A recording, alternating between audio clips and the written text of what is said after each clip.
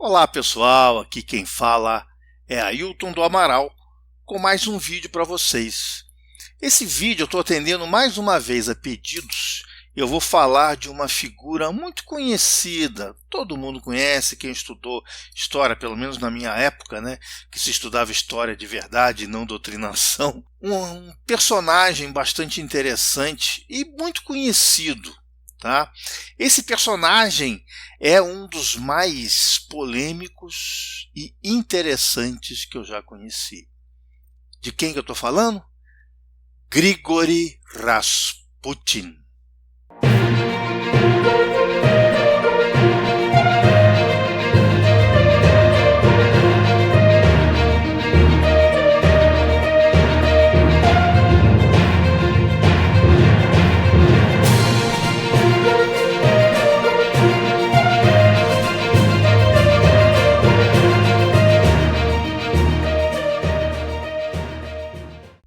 Bom, pessoal, Grigori Rasputin, ou Rasputin, retratado em vários filmes, tem um monte de site na internet, tem um monte de vídeo que fala dessa figura, né? Uns considerando como maligno, outros considerando como grande mago, outros considerando como grande místico.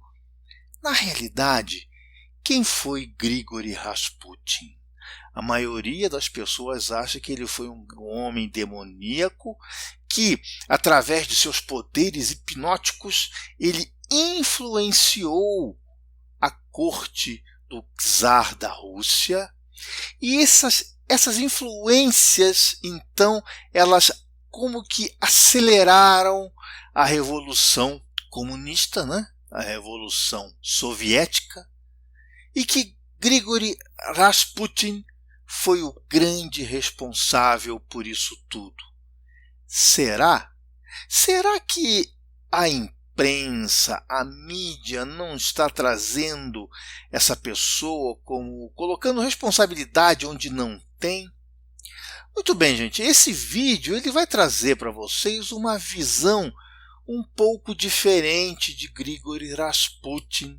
Por que visão um pouco diferente? Porque se vocês quiserem conhecer a história já conhecida de Grigori Rasputin, tem diversos vídeos, diversos filmes, né? Tem um chamado Nicholas e Alexandra, excelente filme, produzido na década de 70, que vocês podem encontrar no YouTube. Tem a própria história de Rasputin em filmes antigos dentro do YouTube. Então seria uma coisa redundante se eu fizesse vídeo novamente falando daquele Rasputin falado nos filmes. Na realidade, gente, eu quero trazer uma visão um pouco diferente de Grigori Rasputin. Por isso eu me baseei em um livro chamado Rasputin, Fé, Poder e o Declínio dos Romanov, de Douglas Smith. Esse livro ele dá uma visão um pouco diferente e talvez mais racional de Rasputin. Eu não estou dizendo que o livro está com razão ou se ele traz a visão verdadeira, porque a verdade mesmo, gente, ninguém jamais vai saber, né? Então, o livro já começa com um pequeno poema que diz o seguinte: também se diz que aqueles idiotas, chegando à beira-mar e vendo o céu refletido na onda azul, acharam que o mar só podia ser o céu e mergulharam com sua fé em Deus. E todos se afogaram, né? Que é um verbo aí de Hermann Schefeuer, tá?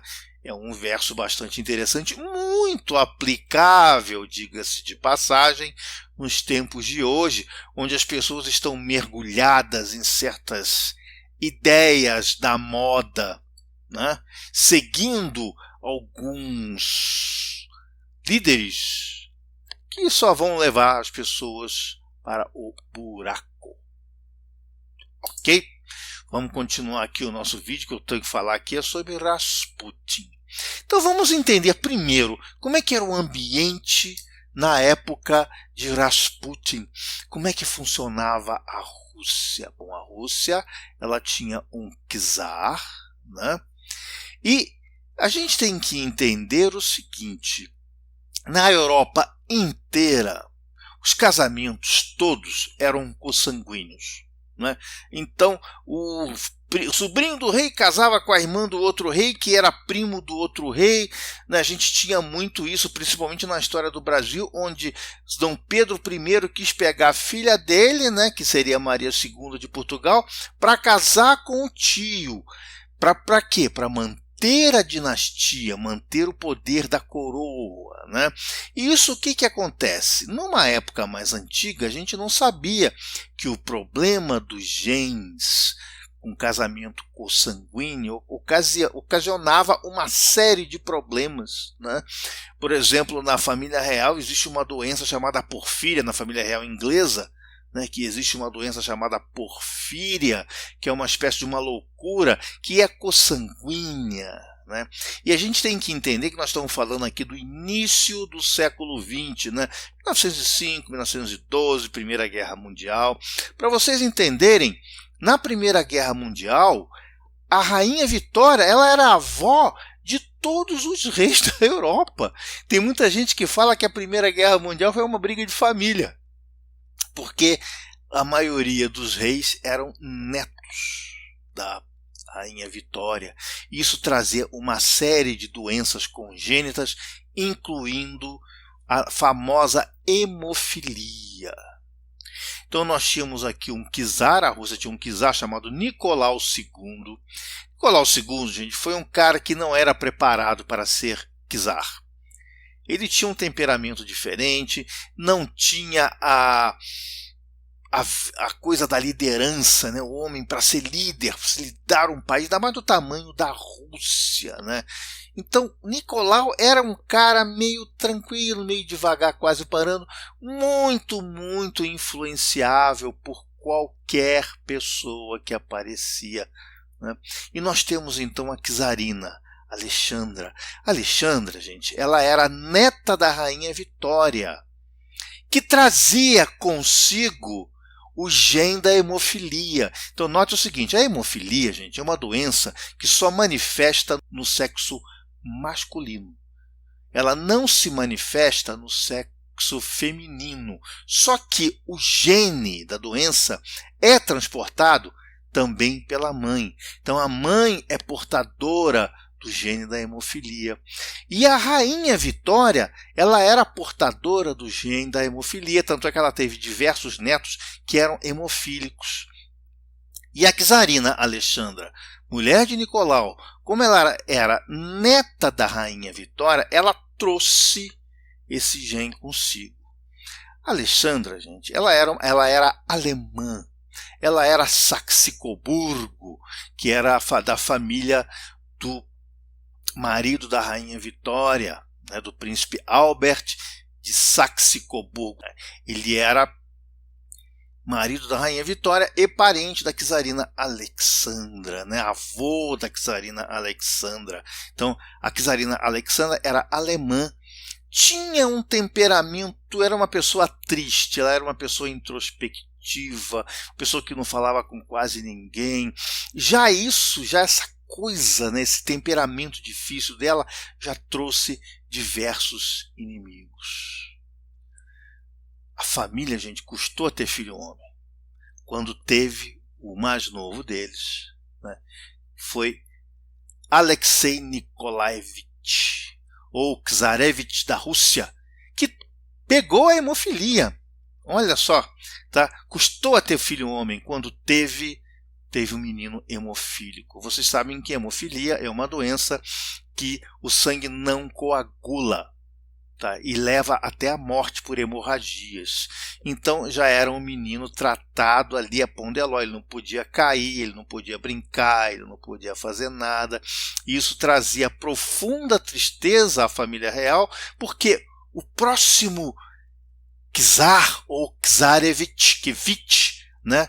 O final Vich quer dizer filho de, tá?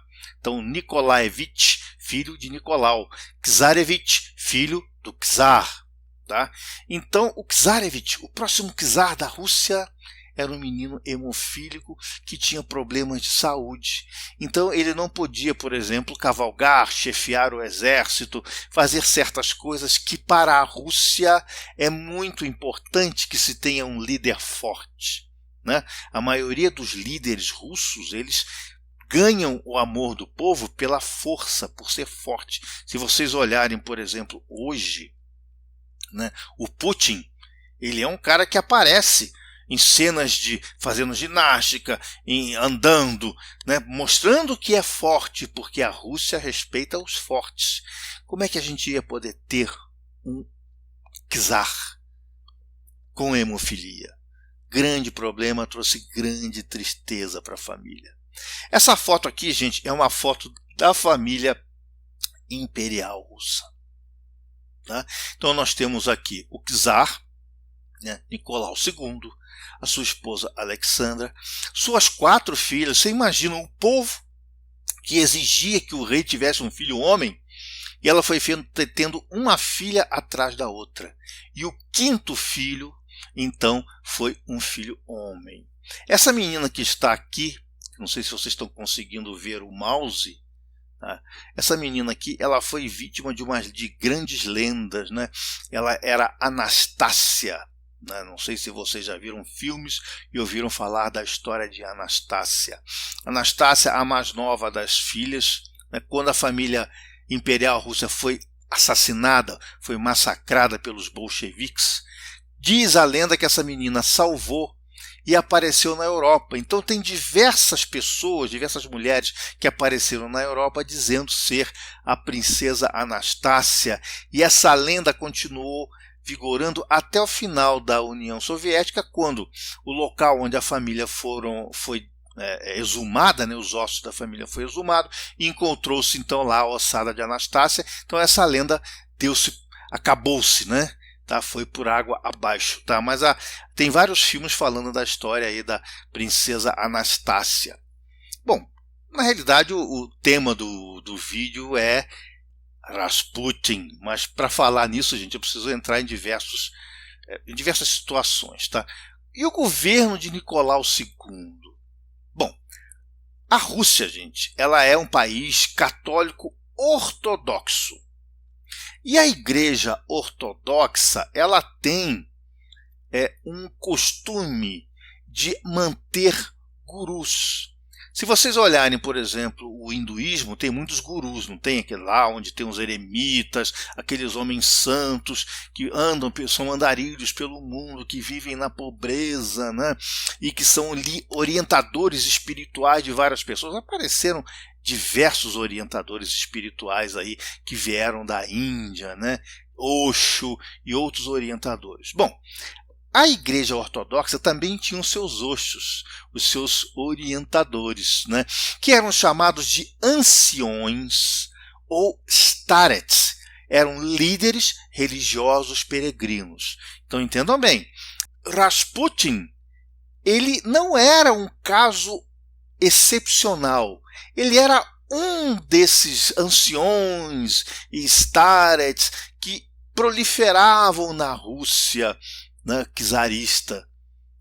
Então isso já traz uma coisa de que ele não era assim tão especial, né? Ele era um deles, tá? Então havia esse costume católico ortodoxo, tá?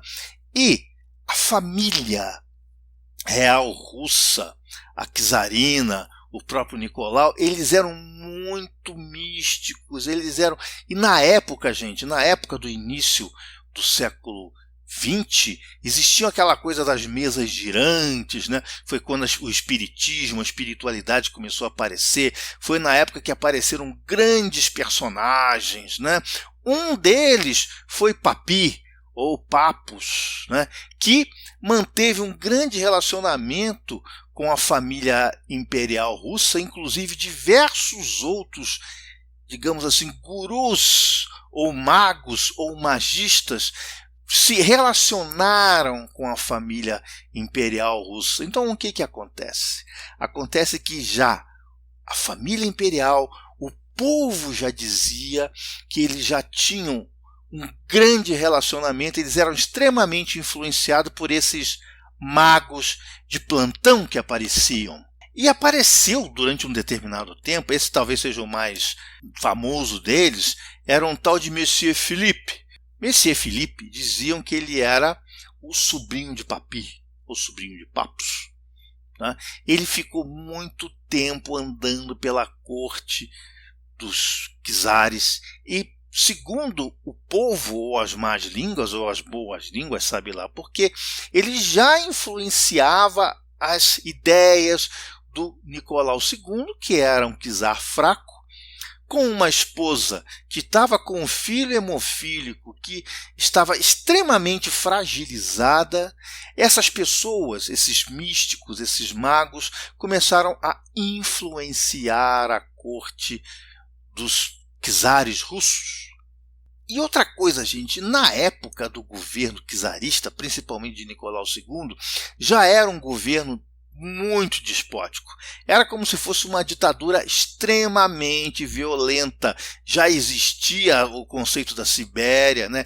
Existia a Ucrânia.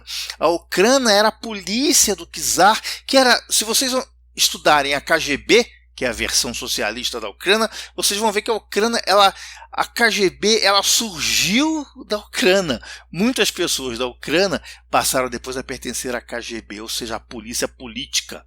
Né? A polícia que sumia com as pessoas, a polícia que atacava as pessoas. Era realmente um período muito difícil, o governo era extremamente violento, com um descontentamento muito grande do povo russo. Tá? E tem um episódio que é contado, né, na história dos czares russos, que fala do Domingo Sangrento.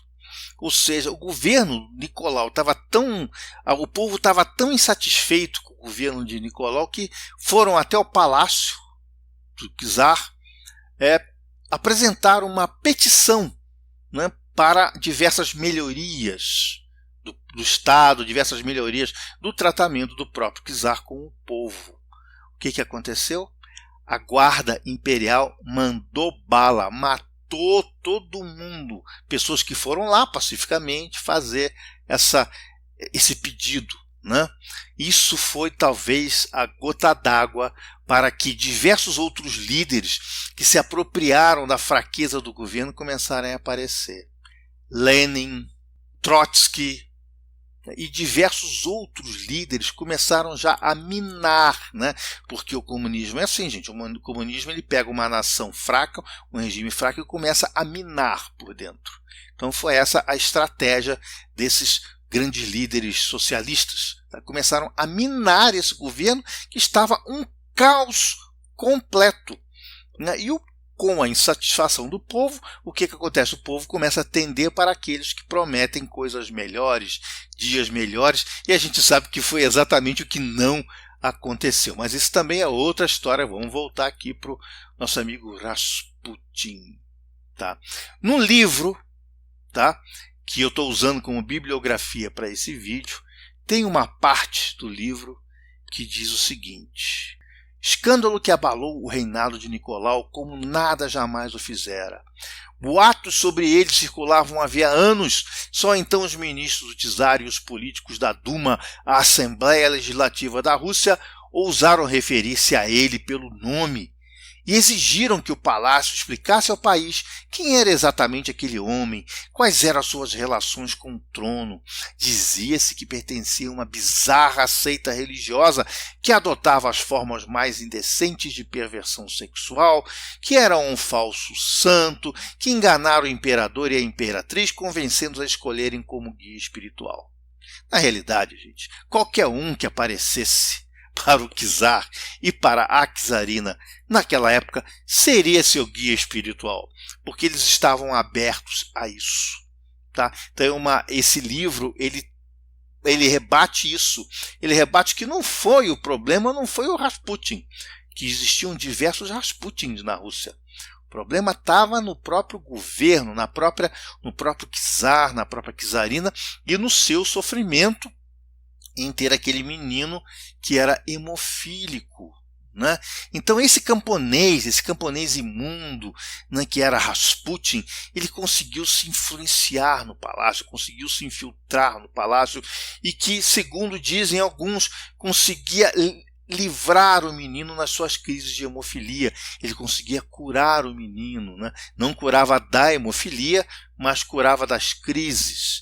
Então Rasputin foi considerado um grande hipnotizador, que ele hipnotizava a czarina, que ele tinha até relações sexuais com a czarina, que ele, na realidade, más línguas. Não é um governo que já não estava dando certo, né? Estava dando tudo errado. Então Rasputin foi um outro fator que fez com que o povo começasse a falar mal, tá, da Rússia. Tá? Então o tal homem, muitos já começavam a acreditar, representava um perigo real para a igreja, para a monarquia e mesmo para a própria Rússia. O homem era Grigori Yefimovich Rasputin. Agora, quem era Rasputin, gente? Quem era esse camarada? Tá. Também um texto extraído do livro diz o seguinte: a vida de Rasputin é uma das mais notáveis da história moderna. Parece um conto de fadas sombrio. Camponês obscuro, sem instrução do interior da Sibéria, recebe um chamado de Deus e parte em busca da verdadeira fé numa jornada que o leva pelas vastidões da Rússia durante muitos anos, até finalmente o conduzir ao palácio do czar. A família real o adota e fica enfeitiçada com sua devoção, suas infalíveis intuições sobre a alma humana e seus modos simples de camponês. Como que, por milagre, ele salva a vida do herdeiro do trono, mas a presença desse forasteiro e a influência que exerce sobre o czar e a czarina enfurecem os grandes homens do reino, que o atraem para uma armadilha e o matam. Sim, gente, Rasputin foi assassinado.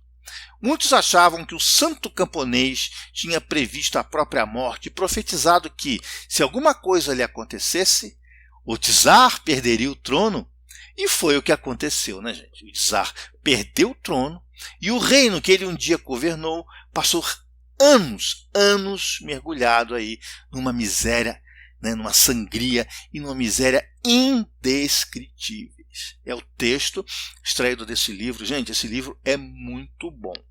Muito bom, tá? O autor do livro fez uma pesquisa muito profunda na vida de Rasputin, tá? E quem tem aquela assinatura Prime do Amazon pode até ler esse livro de graça lá, tá? Pelo menos uma parte você pode importar o livro e ler de graça, quer dizer, nem dinheiro vocês vão gastar com isso, tá bom? Muito legal esse livro. E o nome de Rasputin? Por que Rasputin chamava-se Rasputin? Era o nome dele de nascença? Era. O avô dele, o pai, já tinha esse sobrenome. Muitas pessoas, aí começam, né, as más línguas, né, as pessoas dizerem que não, isso está errado, que ele realmente era uma pessoa do demônio, né? Rasputin, muitas pessoas dizem que vem de Rasputitsa. Rasputitsa, gente, quando na Rússia o inverno, quando há inverno, congela tudo, né? A gente sabe muito pelas histórias aí da Segunda Guerra Mundial, né? O inverno congela, fica um negócio, temperaturas aí de 40, 50 graus abaixo de zero. Quando vem a primavera e o gelo começa a derreter, as estepes da Rússia formam uma lama que afunda tudo, gente, parece até areia movediça, uma lama terrível. Foi essa lama, inclusive, que atrasou muito do exército alemão na Segunda Guerra Mundial, né? Os veículos se afundaram na lama, podia ser o tanque com lagarta mais legal, mas afundava na lama, e essa lama chamava-se Rasputitsa, tá? Então, uma das lendas que dizem que o sobrenome de Rasputin foi devido a essa lama. Esse Rasputin, ele era casado, tinha filhos. Só que ele ficava em casa durante um tempo, aí sentia a necessidade de viajar, viajava o país inteiro, peregrinava o país inteiro, frequentou diversos starets, que são aqueles lugares onde ficavam os gurus, né, os anciões, os eremitas, e ele foi aprendendo, né, a ser um staret, e ele foi aprendendo a conhecer a natureza humana. Ele olhava para uma pessoa e sabia o que a pessoa estava pensando, não porque ele era um místico, porque ele conheceu nessas viagens dele, nessas peregrinações dele, ele conheceu a natureza humana e, claro, aprendeu com diversos gurus como se manipula pessoas. E ele acabou sendo um homem muito famoso, né? Ele dizia aquilo que as pessoas querem ouvir, né? Cuidado com aqueles que dizem o que você quer ouvir, né?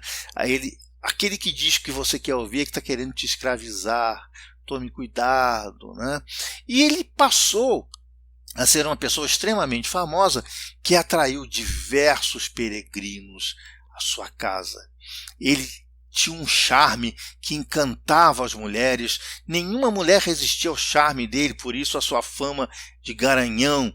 Diz que Rasputin pegava todo mundo, era um cara que tinha um apetite sexual assim, insaciável. Tirando também a forma como se vivia naquela época, como as pessoas da Sibéria viviam naquela época, né? Eram pessoas que viviam em extrema pobreza, então eles viviam numa casa de um cômodo só, onde todos dormiam juntos, tomavam banho juntos. Então existia uma certa, digamos assim, intimidade entre as pessoas. Então provavelmente as pessoas que o frequentavam na casa dele também tomavam banho junto e fazia tinham toda essa vida que na época, lá naquele lugar, era normal. Tá? Então, ele, com as viagens dele, então, ele aprendeu a enxergar, aprender a conhecer como os seres humanos viviam, como os seres humanos pensavam, né? E isso o fez uma pessoa extremamente poderosa. O que acontece com Rasputin? Ele vai até São Petersburgo, vai até as grandes cidades e começa a encantar aquelas damas da sociedade que viviam uma vida extremamente infeliz. E ele começa então a encantar estas pessoas com aqueles modos de camponês, porque ninguém conhecia, né, Rasputin na época, e ele então começou a ter uma fama de homem santo, ter uma fama então de staret. O que acontece? Rasputin conhece a família real. Ele é apresentado pelo bispo, né, da cidade ao czar. O czar e a czarina se encantam com a personalidade dele. Entendam-se o seguinte: o czar e a czarina já se encantaram com a personalidade de um monte de gente. Ele foi apenas mais um. Tá? Só que ele soube de uma forma bastante, né, ele tinha a maestria de saber cativar as pessoas. O que aconteceu? O povo russo começou a odiá-lo. Tem até um verso que também é retirado desse livro que diz o seguinte: lá vai ele carregando sua sacola, enchendo a trilha com uma canção longa, suave, mas uma canção manhosa, ou uma canção obscena. Vem, que Deus nos ajude para a nossa esplêndida capital, ele enfeitiça a imperatriz da Rússia sem fim. É um verso de Nikolai Gumilyov, chamado O Mujik. Tá? Então, Rasputin, tá, ele era detestado pelas pessoas porque a Rússia andava naquela situação caótica. Né? Vem uma pessoa que já começa a alimentar as fofocas que muitos líderes que queriam tomar um poder, que eram os líderes comunistas, ajudavam bastante em seus discursos a dizer: não, olha, nós temos uma imperatriz que tem relações sexuais com um sujeito, com um mendigo, com um camponês, que não tem nada a ver com isso.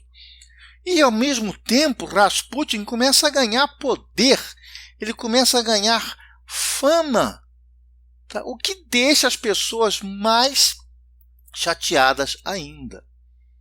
Rasputin, gente, nasceu em 21 de janeiro de 1869, né, em Petrogrado, atual São Petersburgo, né, que era a capital da Rússia na época.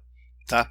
Ele sofreu diversos atentados, gente, e já tentaram envenená-lo, tentaram esfaqueá-lo, tentaram matar tiro. Ele era... E o que aconteceu? Como ele sobreviveu, tá? Como ele sobreviveu na época a esses atentados, isso fazia com que a fama dele de homem santo, de homem especial, aumentasse mais ainda. Na realidade, Rasputin tinha úlcera. Quando tentaram envenená-lo, ele vomitou na mesma hora o veneno, não por causa da santidade dele, mas a úlcera provocava isso. E sobreviveu a diversos atentados.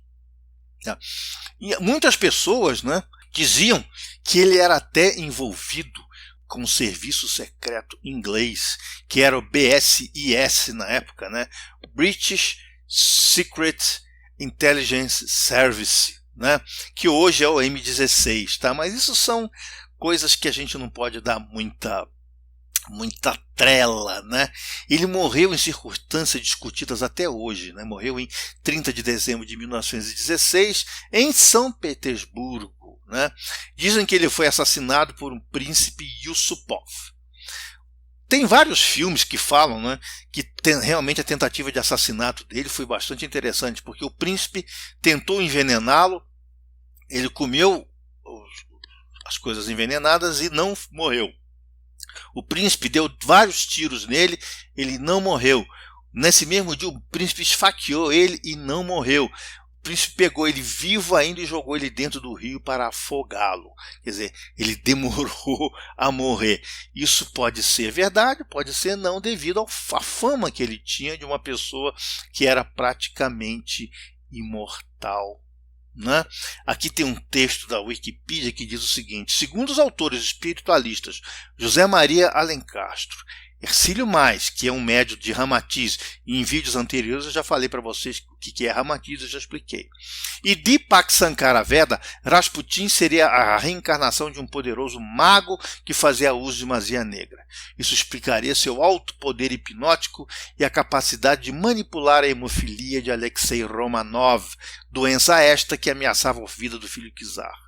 Rasputin utilizou por diversas vezes seu poder hipnótico durante a sua vida, conforme relata o historiador Joseph Furman em sua biografia sobre o russo. Bom, gente, cada historiador tem a sua posição, tem a sua forma de ver. É importante que a gente leia cada uma das visões. Esse livro que eu estou passando para vocês é uma visão bastante interessante, tá?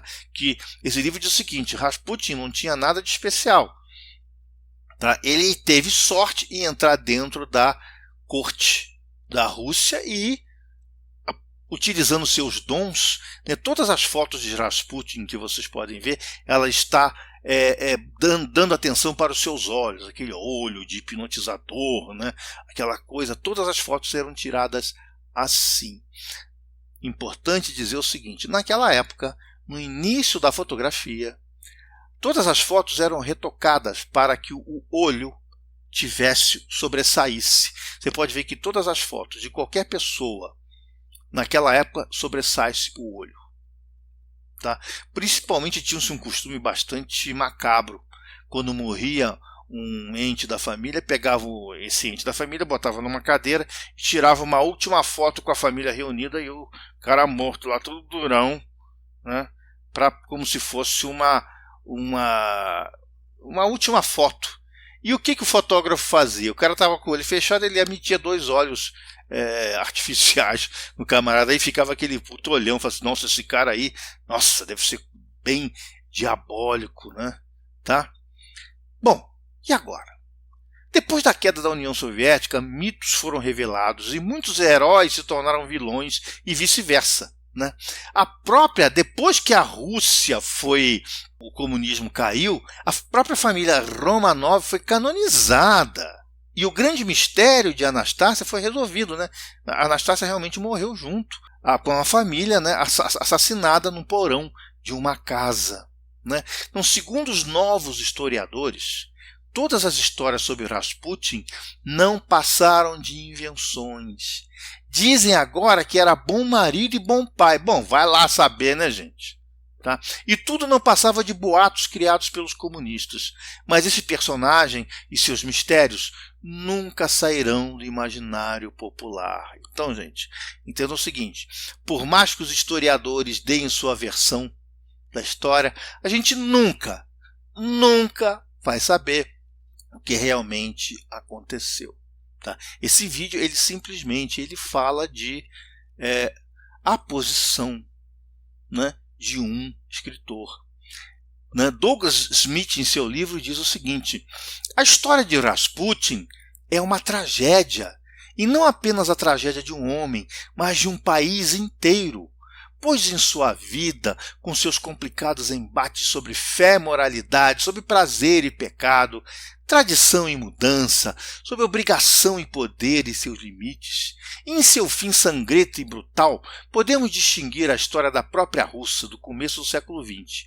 Rasputin não foi demônio e nem santo, mas isso não o torna menos notável, nem sua vida menos importante para o declínio da Rússia czarista. Esse livro é muito bom, gente. Ele tem umas tiradas assim. O autor realmente desse livro, ele pesquisou bastante, fez uma pesquisa muito legal sobre a vida desse personagem extremamente complicado, né? Um personagem bastante polêmico, tá? Como a maioria dos grandes personagens que existem por aí. Tá? Rasputin foi mago? Rasputin foi um grande hipnotizador? Foi um grande pilantra, um grande safado? Rasputin foi um santo? Rasputin foi um demônio? Isso, gente, é difícil a gente saber qual foi a verdade. Embora vários historiadores digam as suas ideias, tá? Sempre a gente tem que tirar as nossas próprias conclusões. Bom, espero que tenham gostado do vídeo. Esse vídeo está longo, tá? Desculpem, mas é um assunto... Note o seguinte, eu só passei nesse assunto de raspão, tá? Recomendo que vocês leiam esse livro, tá? Que está aí na bibliografia, mas eu passei de raspão no assunto. É um assunto muito complexo e muito instigante. É um assunto muito legal para quem gosta desse tipo de assuntos de mistério.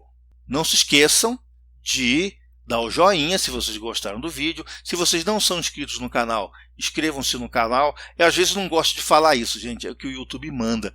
Mas uma coisa, o YouTube está certo. Todas as vezes que eu mando se inscrever, que eu peço para dar joinha, a inscrição aumenta e a joinha aumenta. Parece que, não sei, eu nunca pensei que eu precisasse ficar lembrando as pessoas disso, tá?